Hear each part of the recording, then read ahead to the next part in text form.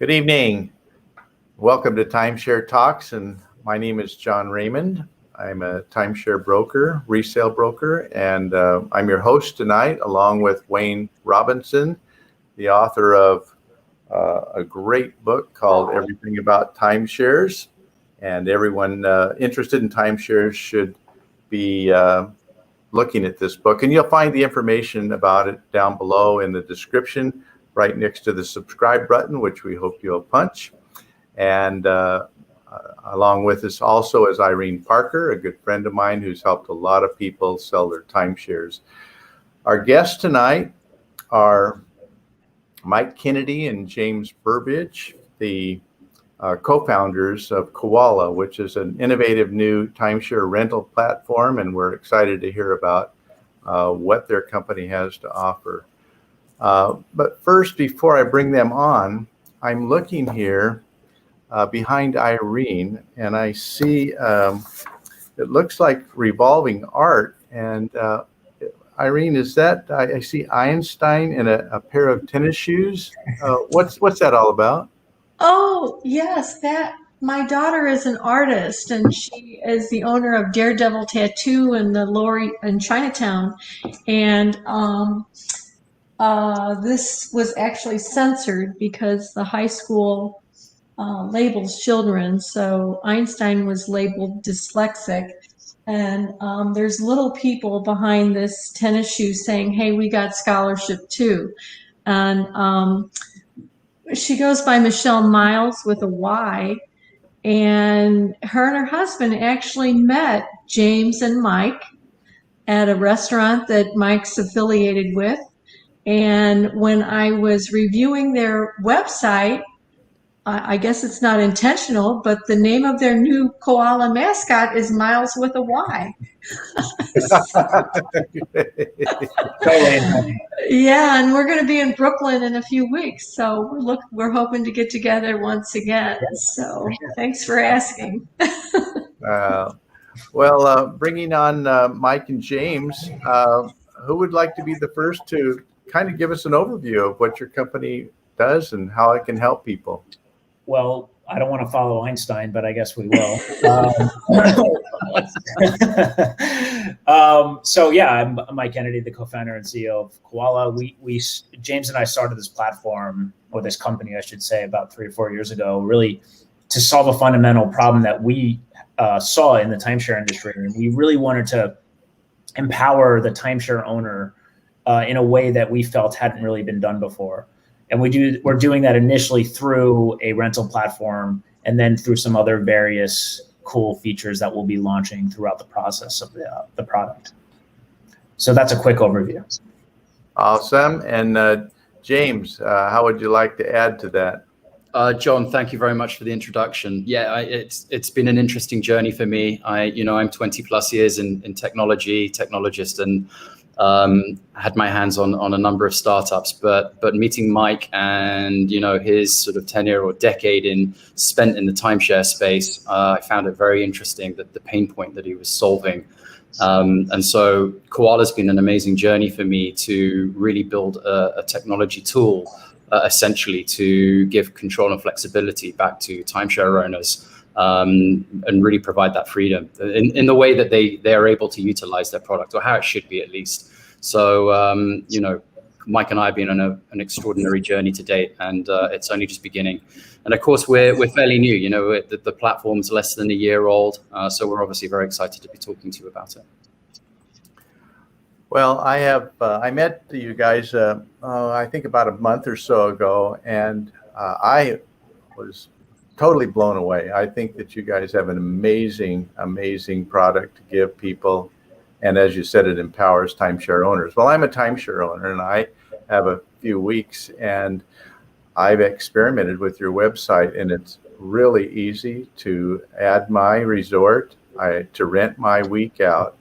And I even made some mistakes. Your system found those mistakes. And you have a lot of integrity to find them, because what if somebody would have rented those and they really weren't in place? You guys have done all this work for me, and you haven't charged me a penny. Can you kind of explain your philosophy? Yeah, it was really important to me that going into this, we had a option or a platform that had no upfront fees. This is not a novel concept where there's kind of a consignment listing. It's obviously the status quo for Airbnb and Vrbo and the other, home rental sites. But for timeshare, it seems to be really focused on taking pretty extensive fees up front. And what that signals to most users is that their job is done once you put that listing up. They've already gotten paid. So where's the incentive for any of those platforms to move anything beyond that to try to move the needle? For us, it was a very simple process of, we know there's really valuable inventory out there, inventory that's valuable and not being utilized to its fullest extent by owners, and they have fees to cover. So let's just create a platform that's super easy for them, trustworthy, and like you said, has integrity. And if we do that right, there'll be plenty of money there. The company will make money. The company is flourishing at this point and seeing growth. So for us, it's not about finding ways to take small fees up front. For us, it's finding ways of building a legitimate, trustworthy brand that is, essentially will be global and will be really there to facilitate help and transparency for these timeshare owners the way they deserve. Yes. So Irene, I think you had a few questions you wanted to ask Mike and James. Yeah, my husband and I are getting older, and we've been offloading our timeshares, but we are still able to travel. So I actually, for the first time in 30 years, rented a week from a friend of ours, but we intend to rent from Koala in the future. And I know that Red Week and Tug are very well respected, but you hear these stories of renting and the person, you show up and they're not there, and I don't know if that even happens with them. But if you could just explain a little bit of the difference between Koala and Tug and Red Week for people that may be like me that have never rented before and are trying to compare your service to theirs. Yeah, absolutely. So those two platforms in particular are really more listing sites. They, again, there's a small nominal upfront fee, for what you're seeing in the industry. They're very nominal, but at the end of the day, they're really more of a listing site. And that requires, for the most part, these timeshare owners to handle the transactions, do the rental agreements, ensure that what they're putting up there is accurate or even there at all. And that's also up to the traveler to ensure that the person they're renting from is legitimate. And we've done due diligence and done research where there's literally travelers going on Facebook accounts of Red Week listings, trying to find this owner to see if they have photos staying. I mean, it's just not the way the modern traveler wants to make bookings, especially, things that are $2,000 and $3,000 and $4,000 that they're sending this money in advance. So, I mean, look, again, those marketplaces are very reputable. They've been around for a long time. So this is not the marketplace, but the issue is that the way that they do business invites or opens the door to all sorts of potential problems and or fraud. And I say problems because a lot of the issues that occur that we're finding by verifying all the listings, they're not fraud, they're just mistakes. Wrong check-in dates, wrong resorts, wrong unit types, everything you could possibly imagine. We catch it on a daily basis, as John just told you.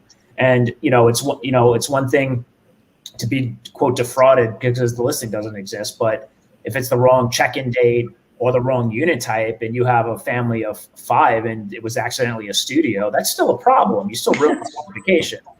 So, for all of those reasons, we recognize the one thing in timeshare is that unlike Airbnb and Vrbo, we actually have the ability to do a checkpoint and, ensure that what they're checking into is accurate. So why wouldn't we do that? Like, of course we're going to do that. So we really want to kind of create this security. We talk about security before, which is not just from a financial transactional perspective, but also from the type of environment and community that we're stabilizing and creating for both owners and travelers. They know that what they book on Koala, they're going to check into, or we're giving their money back. That's it. Like, there is no room for fraud. And we interviewed Jessica Burke last week, who's with, she just concentrates in Virginia Beach rentals. And I asked her the same question. Is what I rent from you, is it comparable to what someone would pay in maintenance fees for that year, or more or less? Is that based on the desirability of the property? That's a great question. And a lot of people so we actually go a different route than telling people to price off their maintenance fees, because that could be erroneous in terms of what the market value is. We really tell people to do some research in the market, figure out what your weeks are worth. If you could find the exact units, sometimes resorts rent those units themselves. Make sure you're below that price, because people rent from owners because it's less money. That's just the nature of it. And if you can't find that exact unit, try to find something comparable. You can use your maintenance fees as a barometer, but that shouldn't be the only thing you price off of.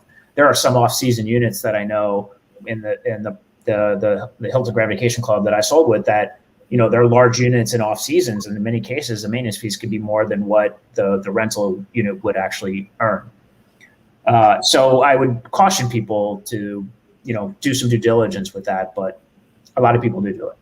But it's based more on what the market share of what comparable units are renting. It should be. So our owners set their price, right? So we try to give them the tools that they need to make educated choices when they're listing.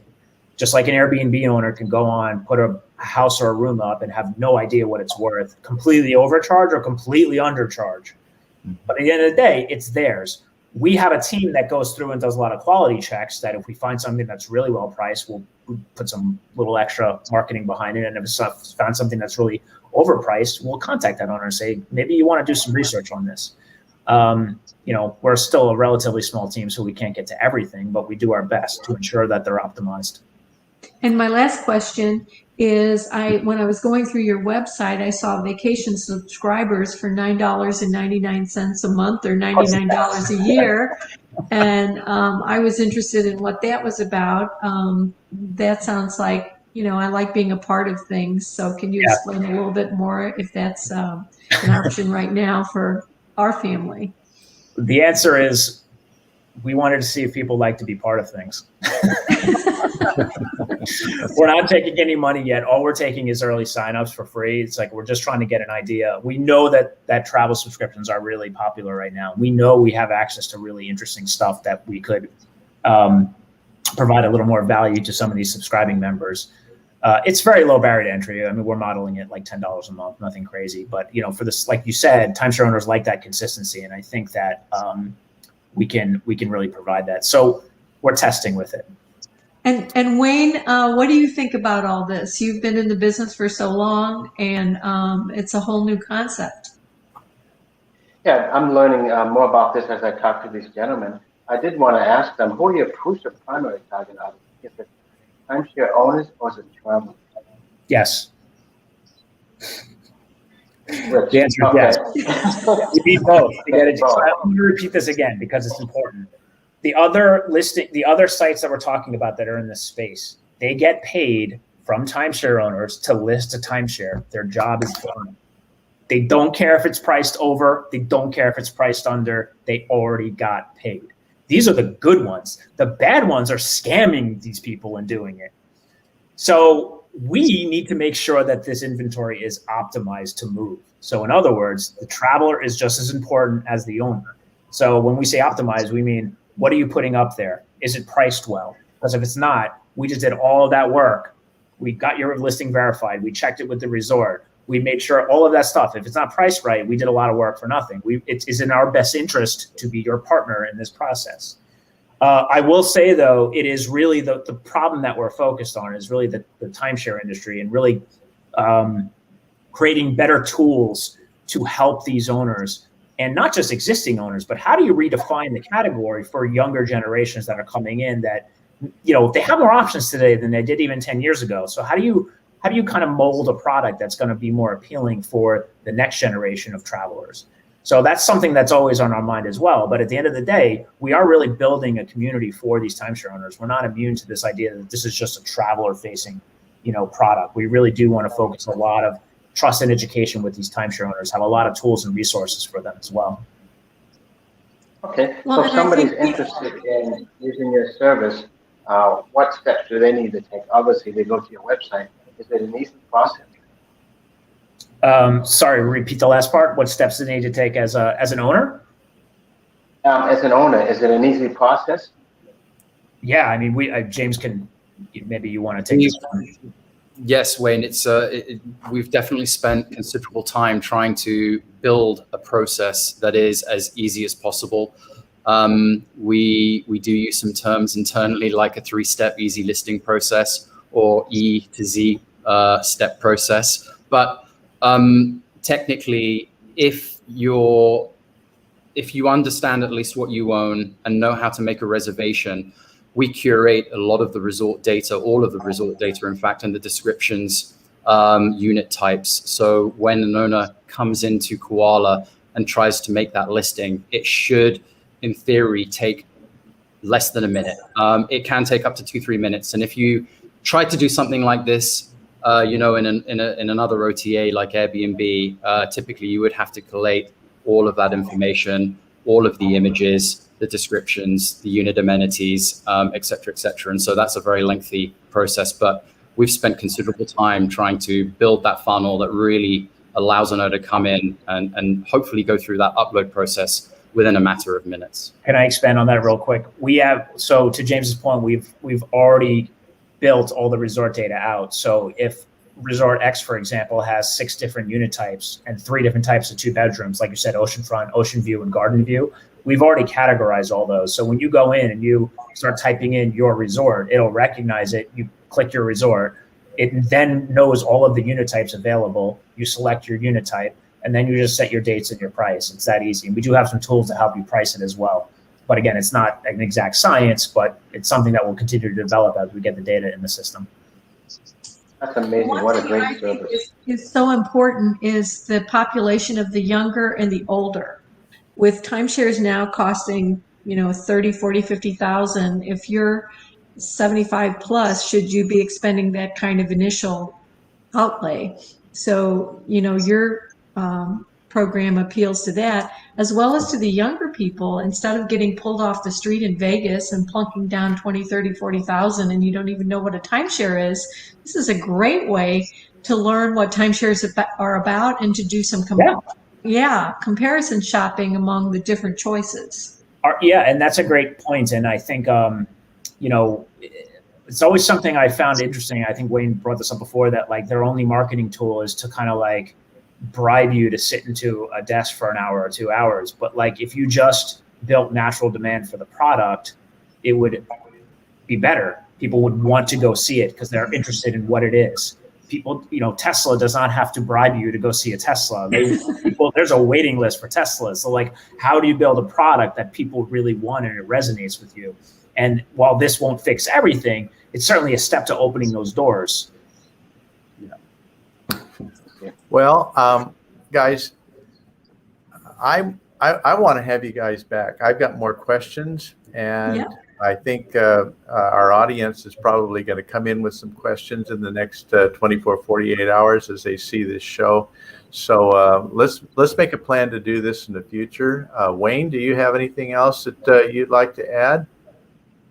No, that's about it. I'm going to put them in my book today, so it should go in by tomorrow. I want to make sure people are aware of this, and I will put them on my LinkedIn and start promoting you guys. That's wonderful. Thank you, Wayne. Well, and I just want to say that I'm really excited. Next week, we are scheduled to interview Keith Dewhurst from Timeshare Consumer Association. And James is from England, and they are based in the UK. And so we'll be able to introduce Keith to this program as well and open this up to our EU neighbors. Looking forward. They're not EU anymore, I think. It's a sensitive topic. Don't bring it up. Yeah, right. Yeah.